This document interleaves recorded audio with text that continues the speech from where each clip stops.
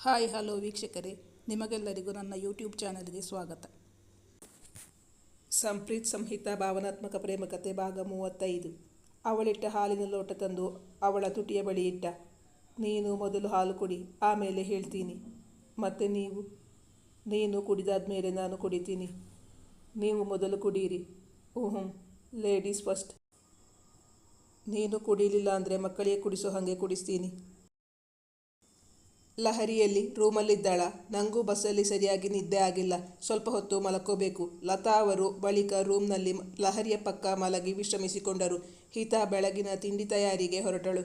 ಹಿತಾ ಅಂದು ತಿಂಡಿಗೆ ಬಿಸಿಬೇಳೆ ಬಾತ್ ಮಾಡಿದ್ದಳು. ಲತಾ ಅವರಿಗೆ ಮೊದಲು ನೋಟಕ್ಕೆ ಹಿತಾ ತುಂಬ ಹಿಡಿಸಿದ್ದಳು. ಹುಡುಗಿ ತುಂಬ ಮುದ್ದಾಗಿದ್ದಾಳೆ. ತಮ್ಮ ಮಗನಿಗೆ ಹೇಳಿ ಮಾಡಿಸಿದ ಜೋಡಿ ಎನಿಸಿತು ಅವರಿಗೆ. ಅವರು ಎದ್ದು ಬರುತ್ತಿದ್ದಂತೆ ಅವರಿಗೆ ಕಾಫಿ ತಿಂಡಿ ಮಾಡಿಕೊಟ್ಟಳು. ನಿಮ್ದೆಲ್ಲ ಆಯ್ತಾ? ನನಗೆ ಮಲಗಿದ್ದೊಂದು ಗೊತ್ತು. ಒಳ್ಳೆ ನಿದ್ದೆ ಬಂದುಬಿಡ್ತು.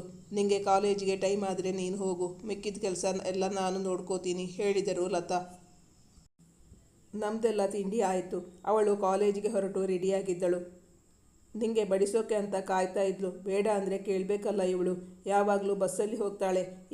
ಈಗ ಬಸ್ಸಲ್ಲಿ ಹೋದರೆ ಲೇಟಾಗುತ್ತೆ. ತಾಯಿಯ ಬಳಿ ಹೇಳಿ ಹಿತಾಳತ್ತ ತಿರುಗಿದ ಪ್ರೀತ್. ಬಾ, ನಾನು ನಿನ್ನ ಡ್ರಾಪ್ ಮಾಡಿ ಬರ್ತೀನಿ. ಕಾರಿನ ಸ್ವಿಚ್ ಕೀ ಹಿಡಿದು ಬಂದ ಪ್ರೀತ್. ನನಗೆ ಹಾಗೇನೂ ಇಲ್ಲಮ್ಮ. ಇದು ನನ್ನ ಮನೆಯೇ ತಾನೆ. ನಾನು ಮದುವೆಯಾಗಿ ಬಂದಾಗ ನನಗೆ 18 ವರ್ಷ ವಯಸ್ಸು. ಮನೆ ತುಂಬ ಜನ. ಹಳ್ಳಿ ಮನೆ ಅಲ್ವಾ. 5-6 ಹಸುಗಳಿದ್ವು. ತೋಟದ ಕೆಲಸ ಮಾಡೋರಿಗೆ ಅಡುಗೆ ಆಗಬೇಕಾಗಿತ್ತು. ಎಷ್ಟು ಕೆಲಸ ಮಾಡಿದರೂ ಮುಗೀತಾ ಇರಲಿಲ್ಲ. ಬೆಳಿಗ್ಗೆ 5 ಗಂಟೆಗೆ ಎದ್ದರೆ ರಾತ್ರಿ 10 ಗಂಟೆ ತನಕನೂ ಕೆಲಸ ಮಾಡಬೇಕಾಗಿತ್ತು. ಮಾಡಿದ ಕೆಲಸ ಸರಿಯಾಗಿಲ್ಲ ಅಂತ ನಮ್ಮತ್ತೆ ಕೈಯಿಂದ ಎಷ್ಟೋ ಸಲ ಏಟು ತಿಂದಿದ್ದು ಉಂಟು. ಅಂದಿನ ದಿನಗಳನ್ನು ನೆನೆದಾಗ ಈಗಲೂ ಅವರ ಕಣ್ಣಂಚು ಒದ್ದೆಯಾಗುತ್ತಿತ್ತು. ನಿಂಗೆ ಲೇಟಾಗುತ್ತೇನೋ? ಅಮ್ಮ ಬರ್ತೀವಿ. ಲಹರಿ ಬಾಯ್ ಹೇಳಿದಳು ಹಿತಾ. ಅವರನ್ನೇಕೋ ಅತ್ತೆ ಎಂದು ಕರೆಯಲು ಮನಸ್ಸು ಆಗಲಿಲ್ಲ ಅವಳಿಗೆ. ಬಾಯಿ ತಪ್ಪಿ ಅವಳು ಅಮ್ಮ ಎಂದು ಕರೆದು ಬಿಟ್ಟಿದ್ದಳು. ಅವರೇನಾದರೂ ಹೇಳುತ್ತಾರೇನೋ ಎಂದು ಭಯವಾಯಿತು. ಅವರು ಅದರತ್ತ ಗಮನಹರಿಸಿದಂತೆ ಕಾಣಲಿಲ್ಲ ಹಿತಾಗೆ. ಆಯಿತು, ಹೋಗ್ಬಿಟ್ಟು ಬಾ. ಸಂಜೆ ನೀನು ಬಂದಮೇಲೆ ಮಾತಾಡೋಣ. ಲಹರಿ ಅತ್ತಿಗೆಗೆ ಬಾಯ್ ಹೇಳಲಿಲ್ಲ. ಲಹರಿ, ಅತ್ತಿಗೆ ಹೇಳಿದ್ದು ಕೇಳಿಸಿಲ್ವಾ? ಅತ್ತಿಗೆಗೆ ಬಾಯ್ ಹೇಳು. ಮಗಳಿಗೆ ತಿಳಿ ಹೇಳಿದ್ದರು ಲತಾ. ಲಹರಿ ಈಗಲೂ ಏನೂ ಮಾತಾಡಲಿಲ್ಲ. ತನ್ನ ಸೆಲ್ಫೋನ್ನಲ್ಲಿ ಕ್ಯಾಂಡಿ ಕ್ರಶ್ ಆಡುತ್ತಿದ್ದಳು. ಇವತ್ತು ಅಮ್ಮ ಅಡಿಗೆ ಮಾಡುತ್ತಾರೆ, ನೀನು ಏನೂ ಮಾಡಬೇಡ ಎಂದು ಹೇಳಿದ್ದ ಪ್ರೀತ್. ಮಧ್ಯಾಹ್ನದ ಅಡಿಗೆ ಮಾಡಿರಲಿಲ್ಲ ಹಿತ. ಈಗಲೇ ಮಾಡಿ ತಣ್ಣಗೆ ತಿನ್ನುವುದರ ಬದಲು ಮಧ್ಯಾಹ್ನ ಬಿಸಿ ಬಿಸಿಯಾಗಿ ಮಾಡಬಹುದಲ್ಲ ಎಂಬುದು ಅವನ ಅಭಿಪ್ರಾಯವಾಗಿತ್ತು. ಇಂದು ಲಹರಿಯನ್ನು ಡಾಕ್ಟರ್ ಬಳಿ ಮಂತ್ಲಿ ಚೆಕಪ್ಗೆ ಕರೆದೊಯ್ಯಬೇಕಾಗಿತ್ತು. ಶನಿವಾರವಾದ್ದರಿಂದ ಪ್ರೀತ್ಗೆ ರಜೆ ಇತ್ತು. ಡಾಕ್ಟರ್ ಬಳಿ ಚೆಕಪ್ ಮುಗಿಸಿಕೊಂಡು ಮನೆಗೆ ಬರುವಾಗ ಲಹರಿಗೆ ಹಸಿವಾಗುತ್ತಿತ್ತು. ಮನೆಗೆ ಹೋಗಿ ಅಡುಗೆ ತಯಾರಿಸಲು ಲೇಟಾಗುತ್ತದೆ ಎಂದು ಹೋಟೆಲಲ್ಲಿ ಊಟ ಮಾಡಿಕೊಂಡು ಬಂದಿದ್ದರು. ಲತಾ ಅವರು ಮಗನಲ್ಲಿ ವಿಚಾರಿಸಿಕೊಂಡರು. ಇವತ್ತು ಶನಿವಾರ ಅಲ್ವಾ, ಹಿತಾಗೆ ಬೇಗ ಬಿಡ್ತಾರಾ? ಮಧ್ಯಾಹ್ನ ಬರ್ತಾಳಾ? ಹೌದಮ್ಮ, ಬರ್ತಾಳೆ. ನಾನು ಅವಳ ಹತ್ರ ಬೆಳಗ್ಗೆ ಅಡುಗೆ ಮಾಡೋದು ಬೇಡ ಅಂತ ಹೇಳಿದ್ದೆ.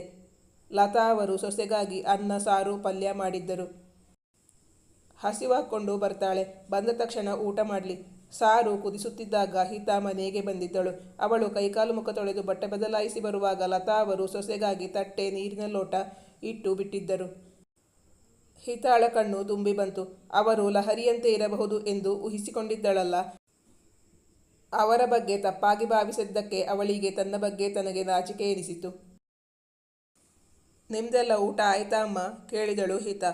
ನಾವು ಬರ್ತಾ ಹೋಟೆಲಲ್ಲಿ ಊಟ ಮುಗಿಸ್ಕೊಂಡು ಬಂದ್ವಿ. ನೀನು ಕೂತ್ಕೋ. ಯಾಕೆ ಕಣ್ಣಲ್ಲಿ ನೀರು?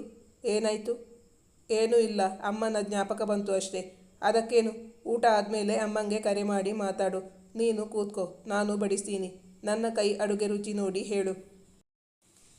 ಅಡುಗೆ ಹೇಗಾಗಿದೆ ಅಂತ. ನನಗೆ ಒಬ್ಳಿಗೋಸ್ಕರ ಮಾಡಿದ್ರಾ? ಬರೀ ಅನ್ನ ಮಾಡಿದರೆ ಸಾಕಾಗಿತ್ತು. ನಿಮಗೆ ತೊಂದರೆ ಕೊಟ್ಟಂಗಾಯಿತು. ಅದರಲ್ಲಿ ತೊಂದರೆ ಏನು ಬಂತು? ಮಿಕ್ಕಿದ ಸಾರು ಪಲ್ಯ ರಾತ್ರಿಗಾಗುತ್ತೆ. ಮತ್ತೆ ಹೇಗಾಗಿದೆ ಅಂತ ಹೇಳಲೇ ಇಲ್ಲ. ಅಡಿಗೆ ತುಂಬ ಚೆನ್ನಾಗಿದೆ. ಯಾವಾಗಲಿಗಿಂತ 2 ತುತ್ತು ಜಾಸ್ತಿನೇ ಊಟ ಮಾಡಿದೆ. ಥ್ಯಾಂಕ್ಸ್ ಅಮ್ಮ ಹೇಳಿದಳು ಹಿತಾ. ತಾನು ಅವರ ಸೊಸೆ. ಹೇಳದೆ ಮದುವೆಯಾಗಿದ್ದೇವೆ. ಅವರು ಯಾವ ಅಸಮಾಧಾನವನ್ನು ತೋರಿಸುತ್ತಿರಲಿಲ್ಲ. ಲಹರಿ ಪೂರ್ತಿ ಅಪ್ಪನಂತೆ. ಲತಾ ಅವರು ಊರಿಂದ ಬರುವಾಗ ಚಕ್ಕುಲಿ, ಕೋಡುಬಳೆ, ಉಂಡ್ಲಕಾಳು, ಅತಿರಸ ಮುಂತಾದ ತಿಂಡಿಗಳನ್ನು ಮಾಡಿ ತಂದಿದ್ದರು. ಸಂಜೆ ಕಾಫಿ ಕುಡಿಯುತ್ತಾ ತಾವು ತಂದಿದ್ದ ತಿಂಡಿಗಳನ್ನು ಎಲ್ಲರಿಗೂ ಕೊಟ್ಟರು. ತಮ್ಮ ಊರು ಕಡೆ ತಿಂಡಿಗಳನ್ನು ಹೇಗೆ ಮಾಡುವುದು ಎಂದು ಸೊಸೆಗೆ ಹೇಳುತ್ತಿದ್ದರು. ಲಹರಿಗೆ ತಾಯಿ ಅತ್ತಿಗೆ ಬಳಿ ಮಾತಾಡುತ್ತಿದ್ದುದು ಹಿಡಿಸುತ್ತಿರಲಿಲ್ಲ. ಈಗ ಅವಳಿಗೆ ತಾಯಿ ಬಂದಿದ್ದರಿಂದ ಊಟ ತಿಂಡಿಗೆ ಹಿತಾಳನ್ನು ಅವಲಂಬಿಸಬೇಕಾಗಿ ಇರಲಿಲ್ಲವಲ್ಲ. ಹಿತಾಳ ಬಳಿ ಮಾತೇ ಆಡುತ್ತಿರಲಿಲ್ಲ.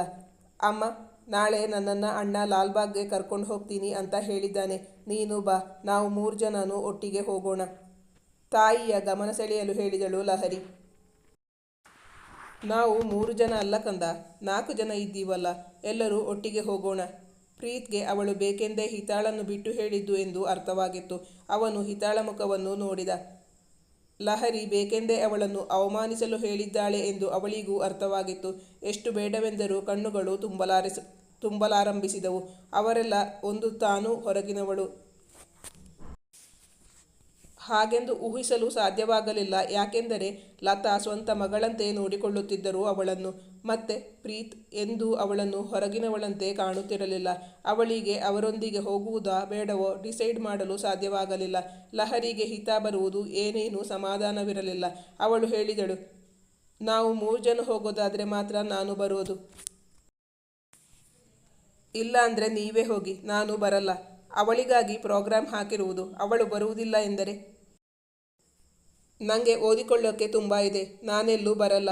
ನೀವೆಲ್ಲರೂ ಹೋಗಿ ಬನ್ನಿ, ಹೇಳಿದಳು ಹಿತಾ. ನೀವು ಮೊದಲು ಹೇಗೆ ಪ್ಲ್ಯಾನ್ ಮಾಡಿದ್ದೀರೋ ಹಾಗೆ ನೀವಿಬ್ರು ಅಣ್ಣ ತಂಗಿ ಹೋಗಿ ಬನ್ನಿ, ನಾವಿಬ್ರು ಮನೆಯಲ್ಲಿರ್ತೀವಿ, ಹೇಳಿದರು ಲತಾ. ಲಹರಿಯ ಮಾತಿನಿಂದಾಗಿ ಹಿತಾಗೆ ನೋವಾಗಿದೆ ಎಂದು ಲತಾ ಅವರಿಗೆ ಅರಿವಾಗಿತ್ತು. ಅಮ್ಮ, ನೀನು ನನಗೋಸ್ಕರ ಬಂದವಳು, ನೀನು ನಮ್ಮ ಜೊತೆ ಬರಬೇಕು. ಹೌದು ಕಂದ, ನಾನು ನಿನಗೋಸ್ಕರನೇ ಬಂದಿರೋದು. ಅಲ್ಲಿಂದ ಬರುವಾಗ ನಿನಗೆ ಹಸವಾಗುತ್ತಲ್ಲ, ನಾನು ನಿನಗೋಸ್ಕರ ಏನಾದರೂ ತಿಂಡಿ ಮಾಡಿ ಇಡ್ತೀನಿ. ನಿನಗೆ ಯಾವ ತಿಂಡಿ ಬೇಕು ಹೇಳು, ಮಾಡಿಕೊಡ್ತೀನಿ, ಹೇಳಿದರು ಲತಾ.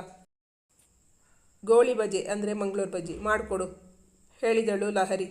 ಮತ್ತೆ ನನಗೋಸ್ಕರನೇ ಮಾಡಬೇಕು. ಆಯಿತು, ನಿಂಗೆ ಎಷ್ಟು ಬೇಕೋ ಅಷ್ಟು ತಿನ್ನು, ಬೇರೆ ಯಾರು ತಿನ್ನಬಾರ್ದು ಅಂತ ಹೇಳಬಾರ್ದು. ಅದು ತಪ್ಪಲ್ವಾ ಕಂದ? ಅವರು ತುಂಬ ಪ್ರೀತಿಯಿಂದ ಮಗಳಿಗೆ ತಿಳಿ ಹೇಳುತ್ತಿದ್ದರು.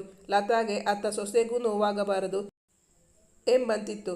ಇನ್ನೂ 1 ವರ್ಷದ ಮೇಲೆ ಅವರಿಬ್ಬರು ಜೊತೆಗೆ ಇರಬೇಕಲ್ಲ. ಈಗ ಜಗಳವಾಡಲು ಶುರು ಮಾಡಿದರೆ ಇದು ಬಾಯಲ್ಲಿ ಹಾಕಿದ ಬಿಸಿ ನೀರು ಉಗಳಲೂ ಅಲ್ಲ ನುಂಗಲೂ ಅಲ್ಲ ಅನ್ನುವಂತಹ ಪರಿಸ್ಥಿತಿಯಾಗಿತ್ತು. ಲತಾ ಅವರ ದೃಷ್ಟಿ ಈಗ ಹಿತಾ ಮೇಲಿತ್ತು. ತುಂಬ ಸಾಧು ಹುಡುಗಿ, ಮನೆ ಕೆಲಸವೆಲ್ಲ ಮಾಡಿಕೊಂಡು ಕಾಲೇಜಿಗೆ ಹೋಗಿ ಓದುತ್ತಿದ್ದಾಳೆ. ಅವಳಿಗೂ ತಮ್ಮೆಲ್ಲರ ಜೊತೆ ಹೊರಗೆ ಬರಬೇಕೆಂಬ ಆಸೆ ಖಂಡಿತ ಇದೆ. ಲಹರಿಯ ವರ್ತನೆ ಅವರಿಗೂ ಇಷ್ಟವಾಗಿರಲಿಲ್ಲ. ಅಂದು ರಾತ್ರಿ ಅಡುಗೆ ಮನೆಯಲ್ಲಿ ಲತಾ ಅವರು ಒಬ್ಬರೇ ಇದ್ದಾಗ ಹಿತಾ ಹೇಳಿದಳು, ಅಮ್ಮ, ನೀವು ನಾಳೆ ಅವರ ಜೊತೆ ಲಾಲ್ಬಾಗ್ಗೆ ಹೋಗಿ ಬನ್ನಿ. ನನಗೆ ನಿಜವಾಗ್ಲೂ ಏನೂ ಬೇಜಾರಿಲ್ಲ. ನನಗೂ ನನ್ನ ಸೊಸೆ ಜೊತೆ ಇರಬೇಕು ಅಂತ ಅನ್ನಿಸಿದೆ. ನೀನು ಬೇಡ ಅಂತ ಹೇಳೋ ಹಾಗಿಲ್ಲ, ಹೇಳಿದರು ಲತಾ. ಅವರಾಗಲೇ ಸೊಸೆ ಒಬ್ಬಳನ್ನೇ ಬಿಟ್ಟು ಹೋಗುವುದಿಲ್ಲ ಎಂದು ನಿರ್ಧರಿಸಿಬಿಟ್ಟಿದ್ದರು. ಅವರ ನಿರ್ಣಯವನ್ನು ಬದಲಿಸಲು ಸಾಧ್ಯವಾಗಲಿಲ್ಲ ಹಿತಾಗೆ. ಅವರು ಲಹರಿಗೊಂದು ಲೋಟ ಹಾಲು ಕೊಟ್ಟು ಬಂದರು. ಹಿತಾ ಅಡುಗೆ ಮನೆ ಕ್ಲೀನ್ ಮಾಡುತ್ತಿದ್ದಳು. ನೀನು ಕೆಲಸ ಮಾಡಿದ್ದು ಸಾಕು, ತಗೋ, ಹಾಲು ತಗೊಂಡು ಹೋಗು, ಇಬ್ರು ಕುಡೀರಿ ಎಂದು ಹೇಳುತ್ತಾ ಲತಾ ಅವರು ಒಂದು ಲೋಟ ಹಾಲು ಸೊಸೆಯ ಕೈಗಿತ್ತರು. ಅವಳ ಮುಖ ನಾಚಿಕೆಯಿಂದ ಕೆಂಪು ಕೆಂಪಾಗಿತ್ತು. ತುಂಬ ಮುದ್ದಾಗಿದ್ದೀಯಾ, ಪ್ರೀತ್ ನಿಜವಾಗ್ಲೂ ಅದೃಷ್ಟ ಮಾಡಿದ್ದಾನೆ. ನಿನ್ನ ನೋಡಿದರೆ ನೋಡ್ತಾನೆ ಇರಬೇಕು ಅನಿಸುತ್ತೆ. ಪ್ರೀತ್ ಆಗಲೇ ರೂಮಿಗೆ ಹೋದ. ನಿನಗೋಸ್ಕರ ಕಾಯ್ತಾ ಇರ್ತಾನೇನು. ನಾಳೆ ಭಾನುವಾರ ಅಲ್ವಾ, ಕಾಲೇಜಿಲ್ಲ, ಲೇಟಾಗಿ ಎದ್ದು ಬಾ. ನಾನಿರುವಷ್ಟು ದಿನ ನೀನು ಆರಾಮವಾಗಿರು. ಅಡುಗೆ ಮನೆ ಕೆಲಸ ಎಲ್ಲ ನಾನು ನೋಡ್ಕೋತೀನಿ, ಪ್ರೀತಿಯಿಂದ ಸೊಸೆಯ ಬಳಿ ಹೇಳಿದರು ಲತಾ. ಲಹರಿಯ ಮಾತಿನಿಂದ ಪತ್ನಿಗೆ ನೋವಾಗಿದೆ ಎಂದು ಪ್ರೀತ್ಗೂ ಗೊತ್ತಾಗಿತ್ತಲ್ಲ. ಅವನು ರೂಮ್ನಲ್ಲಿ ಅವಳಿಗಾಗಿ ಕಾದಿದ್ದ. ಹಿತಾ ಹಾಲಿನ ಲೋಟದೊಂದಿಗೆ ರೂಮಿಗೆ ಬಂದಾಗ ಪ್ರೀತ್ ಹೇಳಿದ, ಮೊದಲು ಹಾಲು ಕೊಡಿ, ನಾನು ನಿನ್ನತ್ರ ಸ್ವಲ್ಪ ಮಾತಾಡಬೇಕು. ಅದು ಅಮ್ಮ ನಿಮಗೆ ಅಂತ ಕೊಟ್ಟಿದ್ದು, ಅವನ ಬಳಿ ಹೇಳಿದಳು. ನಾನು ಹಾಲು ಕುಡಿಯಲ್ಲ, ನನಗೆ ಬೇಡ, ನೀನೇ ಕುಡಿ. ಅವಳು ಕುಡಿಯಲಿಲ್ಲ. ಅಲ್ಲಿದ್ದ ಪುಟ್ಟ ಟೇಬಲ್ ಮೇಲೆ ಹಾಲಿನ ಲೋಟವನ್ನು ಇಟ್ಟಳು. ಏನೋ ಹೇಳಬೇಕು ಅಂದ್ರಲ್ಲ, ಹೇಳಿ. ಅವಳಿಟ್ಟ ಹಾಲಿನ ಲೋಟ ತಂದು ಅವಳ ತುಟಿಯ ಬಳಿ ಇಟ್ಟ. ನೀನು ಮೊದಲು ಹಾಲು ಕೊಡಿ, ಆಮೇಲೆ ಹೇಳ್ತೀನಿ. ಮತ್ತೆ ನೀನು ಕುಡಿದಾದ ಮೇಲೆ ನಾನು ಕುಡಿತೀನಿ. ಅವಳು ದೂರ ಸರಿದು ಹೇಳಿದಳು, ನೀವು ಮೊದಲು ಕುಡಿಯಿರಿ. ಲೇಡೀಸ್ ಫಸ್ಟ್, ಅಲ್ಲದೆ ನಾನು ಮೊದಲು ಹೇಳಿದ್ದು. ನೀನು ಹಾಲು ಕುಡಿಲಿಲ್ಲ ಅಂದರೆ ಮಕ್ಕಳಿಗೆ ಕುಡಿಸೋ ಹಾಗೆ ಕುಡಿಸ್ತೀನಿ. ನಾನವತ್ತೇ ಹೇಳಿದ್ನಲ್ಲ, ಅಮ್ಮ ಬಂದ ಮೇಲೆ ಎಲ್ಲ ಸರಿ ಮಾಡ್ತಾರೆ ಅಂತ. ಇದು ಮೊದಲನೇ ಹೆಜ್ಜೆ. ಅವಳು ಅರ್ಧ ಲೋಟ ಹಾಲು ಕುಡಿದು ಅವನ ಮುಂದೆ ಹಿಡಿದಾಗ ಲೋಟ ಖಾಲಿ ಮಾಡಿ ಕೆಳಗಿಟ್ಟ. ಈ ಕಥೆಯ ಮುಂದಿನ ಭಾಗ ಮುಂದಿನ ಸಂಚಿಕೆಯಲ್ಲಿ ಮುಂದುವರಿಯುವುದು. ನಿಮ್ಮ ಅನಿಸಿಕೆ ಅಭಿಪ್ರಾಯವನ್ನು ಕಮೆಂಟ್ ಮಾಡಿ ತಿಳಿಸಿ. Thank you for watching.